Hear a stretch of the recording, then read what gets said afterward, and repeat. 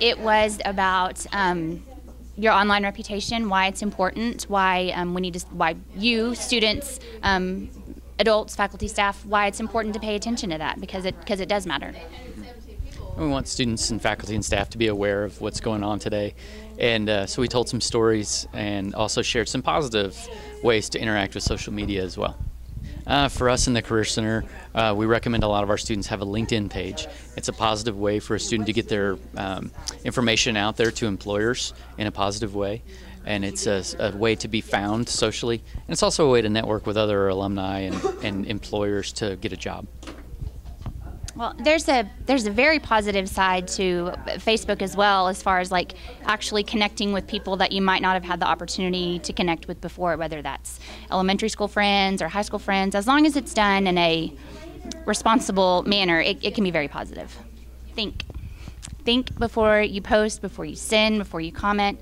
It sounds very easy, it sounds very trite, but it just takes that minute to step back and say, should I be doing this? Just because I can, should I do it? So think. Right. I agree with what she said. You know, for most students, what population, or what's the percentage, I should say, are going to break up in college?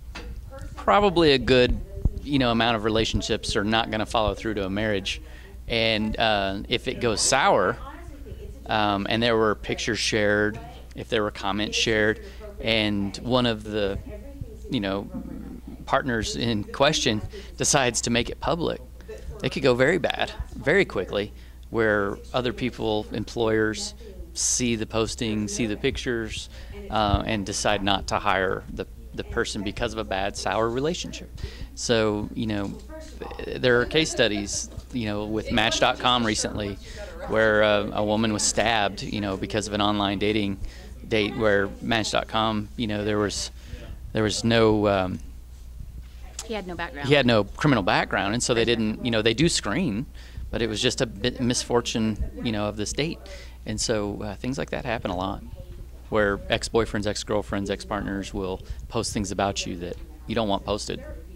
Well, and online relationships typically progress very quickly, and that level of trust is established really quickly because you can find so much out about a person. You can look at their pictures, you can look at their interests, and so that connection is made much more quickly, and so that trust is established more quickly. So a lot of times partners trust the other person before they should, or they trust them where maybe they shouldn't have, and so that's where a lot of really bad things can happen.